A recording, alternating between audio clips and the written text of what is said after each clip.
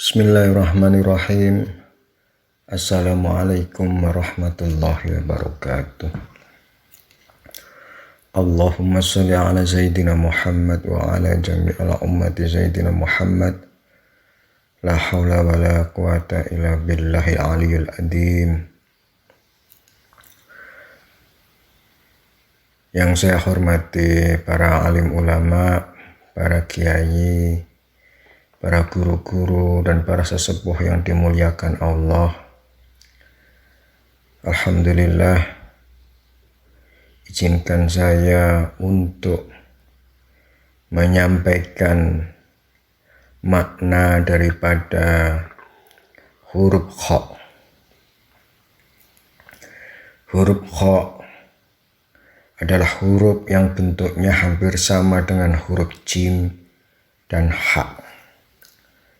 Huruf yang tergambarkan keadaan diri manusia secara jasad maupun batinnya terlihat tegak gagah, penuh dengan kewibawaan.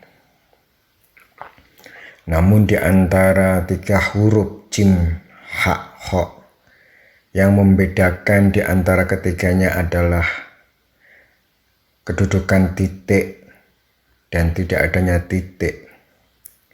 Di dalam huruf jim ada titik yang ada di dalam. Di dalam huruf ha hilangnya titik. Sedangkan di huruf kha hadirnya titik yang ada di atas. Jika kita mengambil simbol dari bentuk huruf dan kedudukan titik, maka dalam huruf jim menunjukkan titik yang ada di dalam jiwa bagian dalam, yaitu khususnya bagian kolbu ataupun nafsu. Sehingga titik yang ada di dalam ini menunjukkan awal sifat aku manusia mulai bangkit setelah seorang bayi sadar bahwa dirinya bisa berucap dan mengatakan diri aku dalam kehidupannya sehari-hari. Setelah di huruf ha, hilangnya titik menunjukkan keadaan hilangnya kesadaran diri atau hilangnya jiwa atau hilangnya keakuan diri dalam keadaan baik atau buruk. Namun dalam huruf ha, ketika Allah berkehendak mengangkat derajat orang-orang yang kehilangan jiwanya untuk dikembalikan dalam kesadaran manusiawi secara nafsi ataupun secara akli, maka Allah membangkitkan jiwa batin yang telah hilang dalam kesadaran akal secara normal. Hal ini bisa kita lihat bagaimana keadaan orang-orang yang hilang akal, bagaimana keadaan orang-orang yang hilang jiwa, lalu Allah berkehendak mengembalikan jiwa-jiwa yang telah hilang dalam kesadarannya dengan mengembalikan kemampuan akal untuk berpikir secara normal, untuk berpikir secara logis, untuk bisa difungsikan kembali sifat manusiawinya dengan difungsikan sifat akalnya. Keadaan makom ha ini bisa menunjukkan keadaan orang-orang yang mulai diangkat derajatnya dalam keadaan kemuliaan yang ada hubungannya dengan urusan duniawi. Sifat lumrah manusia ketika akalnya berhubungan dengan urusan duniawi, maka bangkitlah sifat manusiawinya, bangkitlah sifat nafsunya, bangkitlah sifat hatinya. Namun dalam ujian kemuliaan di dalam makom ha atau makom kha, orang-orang diuji dengan kemudahan, orang-orang diuji dengan anugerah, orang-orang diuji dengan limpahan rezeki, Orang-orang diuji dengan banyaknya pekerjaan. Orang-orang diuji dengan banyaknya cita-cita dan harapan. Sehingga ketika orang-orang diangkat derajatnya di maqam hak ini, peran penting akal menjadi utama. Namun ketika akal yang disimbolkan keadaan titik di atas huruf hak, di dalam awalnya titik batin manusia diuji dengan berbagai macam kenikmatan dan anugerah.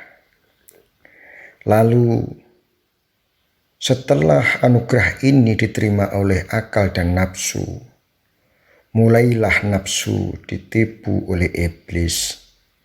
Nafsu menjadi takut kekurangan, nafsu menjadi takut kesempitan. Nafsu diuji dengan takut kemiskinan, sehingga dorongan nafsu yang takut akan kesulitan dan kepayahan serta kesempitan. Nafsu mendorong akalnya untuk berpikir tajam tentang urusan dunia yang menjadi kebutuhan nafsu. Inilah keadaan bagaimana orang-orang yang dipaksa nafsunya untuk mencari cara untuk berpikir keras bagaimana mencari dunia sebanyak-banyaknya. Bagaimana mencari dunia agar dunia itu bisa mencukupi kebutuhan hawa nafsunya. Inilah yang dikatakan maqam orang-orang yang lupa diri, orang-orang yang tulul amal. Bisa dikatakan huruf hak yang merupakan huruf yang diawali keberadaan orang-orang yang hubud dunia, merupakan simbol daripada orang-orang yang nafsunya mulai bangkit kecenderungan terhadap urusan dunia. Bisa dikiaskan atau dikatakan inilah hak merah, huruf hak yang dikendalikan oleh hawa nafsu dengan kemampuan akal berpikir, lalu mencoba bagaimana kehidupannya selalu penuh dengan kenikmatan, selalu penuh dengan kesuksesan, selalu penuh dengan kecukupan, sehingga menjadikan akal dipaksa nafsu untuk selalu tulul amal. Akal menjadi panjang angan-angan. Akal selalu mencoba mencari cara bagaimana agar bisa mencukupi segala kebutuhan nafsu yang takut akan kekurangan. Inilah keadaan huruf hak yang menggambarkan secara umum manusia mengalami takut kesulitan, takut kepayahan, takut kemiskinan, takut penderitaan, takut kekurangan. Hal ini bisa kita lihat bagaimana keadaan Qorun yang selalu serba kurang dengan rezeki yang Allah berikan. Diibaratkan diberi satu gunung emas, nafsunya selalu berpikir bagaimana seandainya mendapatkan 2 gunung emas.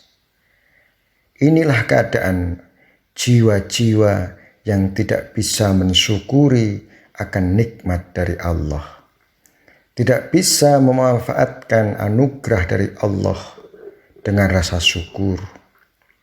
Maka hal-hal yang menjadikan jiwa yang selalu tulul amal dan takut kemiskinan dan kekurangan membangkitkan jiwa nafsu yang serakah, nafsu yang ingin menguasai, nafsu yang akhirnya menjadi rakus, nafsu yang tidak merasa cukup dan puas dengan anugerah Allah. Sehingga dia selalu melihat dunia ke atas, sehingga nafsu menjadi tidak bisa bersyukur dan akhirnya terhijab, tertutup dari nikmat-nikmat Allah. Sebagaimana Allah menjelaskan, barang siapa bersyukur pasti Allah akan menambah nikmat. Namun ketika manusia ingkar dikarenakan kurang mensyukuri, jadilah masuk ke alam-alam jiwa yang tertutup oleh nikmat. Inilah ketertutupan dari nikmat Allah, menjadikan nafsu ingkar dan kafir. Inilah keadaan orang-orang yang jiwanya terbelenggu oleh kecintaan nafsu yang sangat besar terhadap urusan kenikmatan dunia.